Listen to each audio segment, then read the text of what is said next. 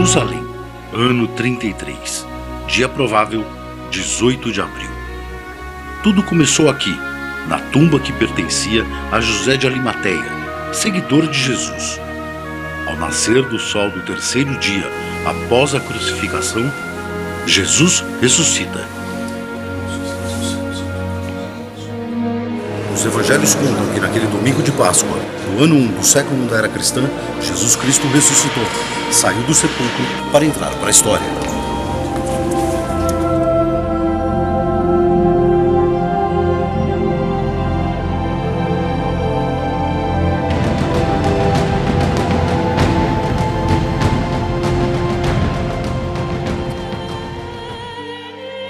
Durante a permanência no túmulo, o corpo de Cristo ficou coberto totalmente por um manto de uma espécie de linho branco, um costume que as pessoas da Judéia faziam com seus mortos.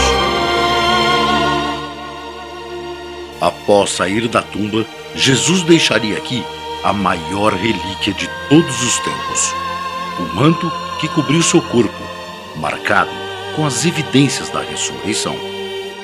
O manto de 4 metros e 36 centímetros de comprimento indica que foi envolto em um homem de 1,81 m com aproximadamente 80 quilos. As marcas mostram um homem flagelado, com cortes na testa, açoitamentos, ferimentos nas mãos e nos pés e todas as características que marcaram o sofrimento de Jesus durante a tortura e a crucificação. Essa energia teria marcado o tecido que envolvia o corpo de Jesus em todos os aspectos. Para muitos teólogos e cientistas, o milagre de Cristo de volta à vida teria gerado uma energia que ainda não é conhecida pelo ser humano. O sudário, palavra em latim que significa lenço ou lençol para limpar o suor, foi encontrado pelos apóstolos João e Pedro, que estiveram no sepulcro de Cristo após a ressurreição. João relata isso nos evangelhos. Depois disso, a primeira notícia do sudário só aconteceu no ano de 544, quando um tecido marcado com o rosto de Cristo foi encontrado na cidade de Edessa, na Turquia. Por outros 400 anos, não se teve mais notícias do sudário, até 944, quando a peça chegou a Constantinopla, hoje Istambul, a capital da Turquia.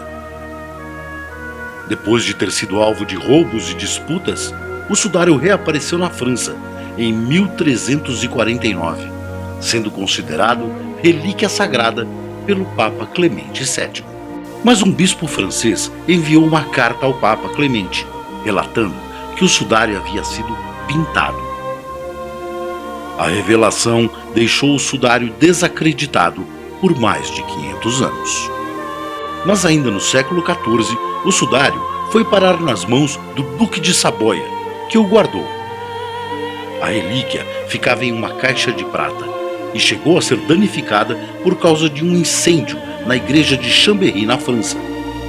A caixa de prata derreteu e algumas gotas do metal atingiram a mortalha, mas nada que comprometesse a imagem de Cristo no manto.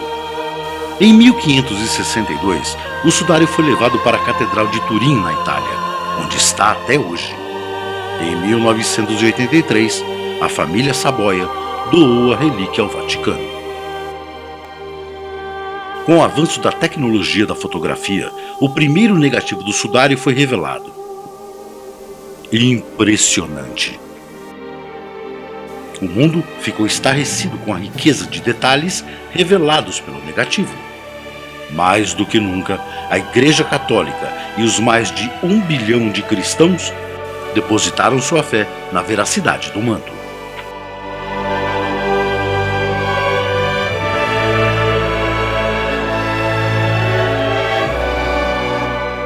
Tanto que em 1978, a Igreja permitiu que o sudário fosse submetido ao teste do carbono 14, que mede a idade da matéria. O resultado foi que o manto teria sido feito entre 1260 e 1300 depois de Cristo, na Idade Média. Foi um balde de água fria para os cristãos. Mas aí vieram as controvérsias. A análise foi apenas no manto e não na imagem. O incêndio da Idade Média na igreja de Chambéry provocou o superaquecimento do material, e isso teria influenciado na datação. O sudário estava em uma caixa de prata. A imagem não sofreu danos, mas a prata derretida caiu nas bordas da mortalha. Essa mistura de materiais poderia ter provocado a alteração. Bactérias também teriam alterado os testes. Além disso, pólens de uma planta encontrada somente na região da Palestina, que estavam no sudário, determinariam que o manto foi confeccionado entre os anos de 800 a.C. e 300 da era cristã, se contrapondo ao teste do carbono 14. Foi constatado ainda que a imagem não tem textura de qualquer tipo de tinta, e na Idade Média não havia uma técnica de pintura como esta. Ainda nos anos 70, uma conferência de cientistas dos Estados Unidos, especialistas revelaram que as marcas do sudário são apenas na superfície do manto. Portanto, não poderia ser nenhuma espécie de tinta, porque a tinta teria penetrado nas entranhas do linho. Os cientistas foram além. Disseram que só uma explosão de enorme intensidade de energia, comparada a de uma bomba atômica, poderia fazer aquelas marcas no tecido. O sudário não foi mais analisado. No século XXI, a tecnologia da informática e das técnicas de desenho gráfico, a mesma usada nos cinemas, mostram que a imagem é tridimensional sobre uma superfície bidimensional, impossível de ser feita na Idade Média. A verdade é que até hoje não há uma conclusão. Para a Igreja Católica e os cristãos, o sudário continua a ser a maior relíquia da história do cristianismo.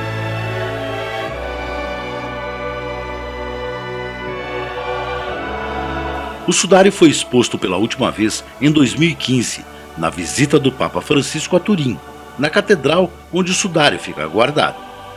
No último dia de exposição do sudário, uma multidão foi à porta da catedral para assistir a uma missa. Houve uma solenidade com a presença do prefeito e do bispo de Turim.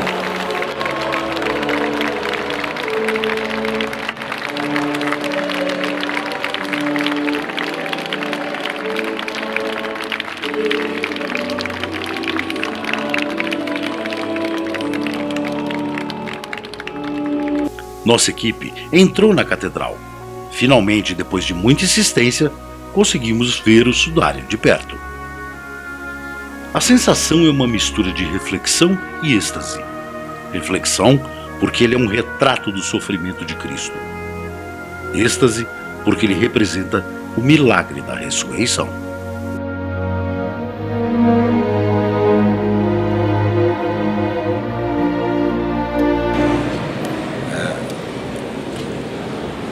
Realmente bastante emocionante você estar aqui no Duomo, em Torino, e poder estar do lado do verdadeiro Santo Sudário.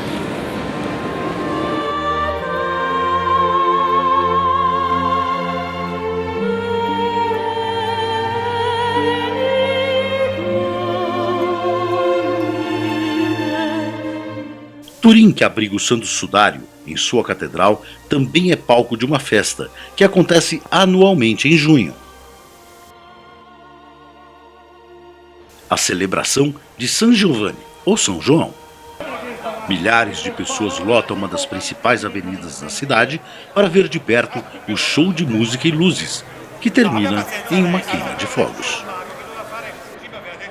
Ad uno show piromusicale unico nel suo genere.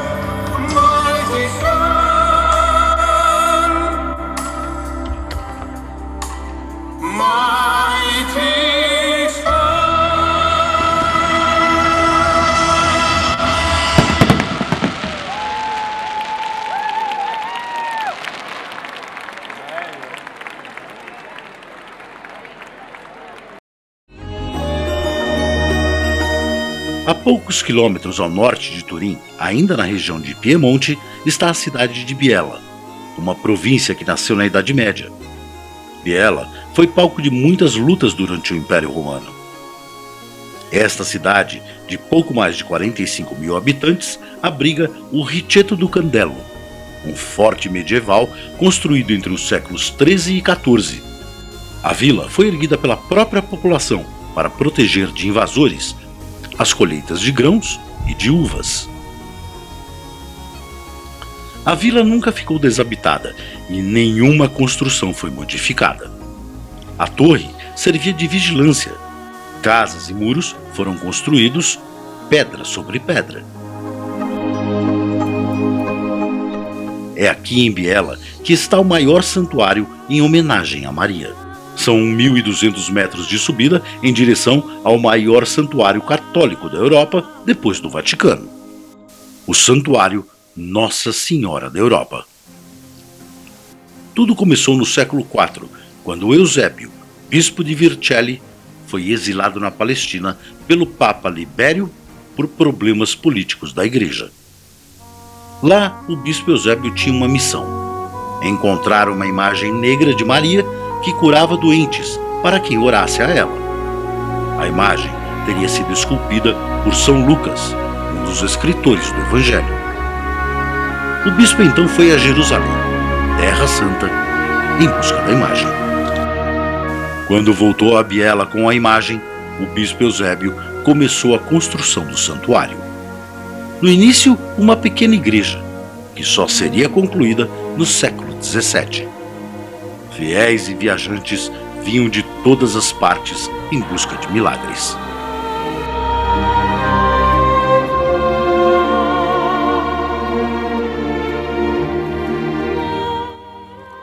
Foi então no século IV que Eusébio, bispo da cidade de Biella, hoje Santo Eusébio, foi até Jerusalém pegar a escultura feita por São Lucas e a trouxe aqui para a região. Ele a colocou em cima de uma pedra, exatamente esta que vemos hoje. O santuário cresceu em volta da pedra e em volta da imagem de Nossa Senhora. Ficou conhecido como o Santuário Sagrado de Orope. A imagem ainda guarda um mistério. Qual é o mistério que envolve a escultura que é bem conhecida aqui na região? Então, um dos mistérios que envolve nessa escultura é aquilo que acontece cada ano no mês de novembro.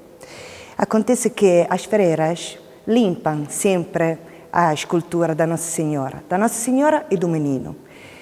A coisa engraçada que acontece é que quando passam o pano no vestido dela, o pano fica sujo. Mas quando vão passar o pano no rosto da Nossa Senhora e do Menino, o pano sempre está limpo.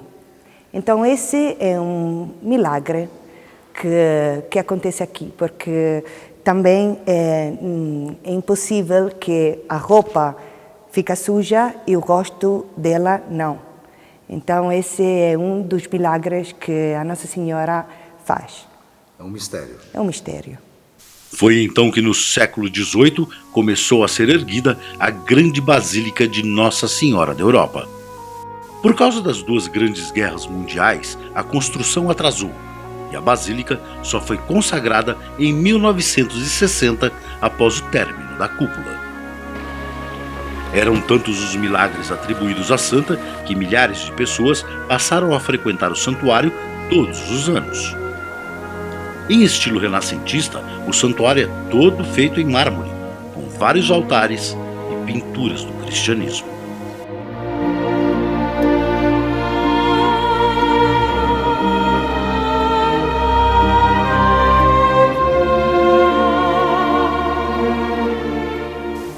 Nos anexos estão edifícios que foram construídos para serem moradias de freis e padres. Hoje é uma espécie de museu, que abriga centenas de quadros com fotos, desenhos e mensagens de fiéis. São agradecimentos por curas, conquistas, sobrevivência após acidentes e todos os tipos de graças alcançadas. Tem até camisa de clube de futebol por conquistas de campeonatos. Há quadros por aqui que estão nessas paredes desde 1886.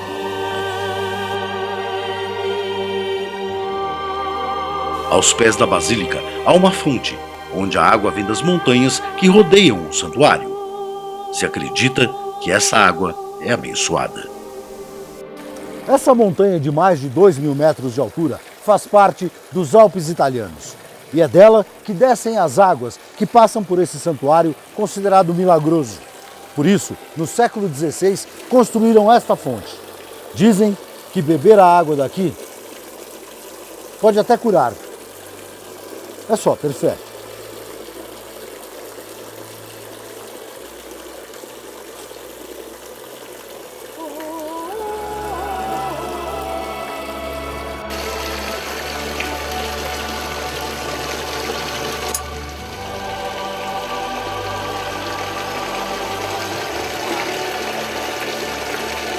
Assim como em Aparecida, no Brasil, os europeus também têm um gigantesco santuário para venerar a Mãe de Cristo. É também aqui na região de Biella que há 200 anos acontece a encenação da Paixão de Cristo. Toda a cidade se mobiliza para o teatro a céu aberto, que vai mostrar as últimas horas de Jesus. Os atores são voluntários. Homens, mulheres e crianças participam do Teatro da Paixão de Cristo.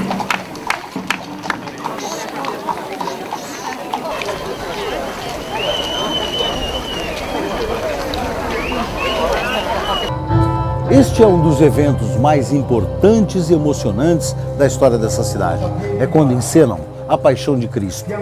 Um evento que acontece há 2 séculos. Este é de 2015 e o próximo só daqui a 5 anos. 400 pessoas, entre atores e voluntários, apresentam uma das mais importantes histórias de toda a humanidade. O espetáculo feito pelos italianos lembra muito a Paixão de Cristo, feito aqui no Brasil, em Nova Jerusalém, todos os anos. A peça mostra as pregações de Jesus, a Santa Ceia, a prisão, o flagelo, a crucificação e a ressurreição.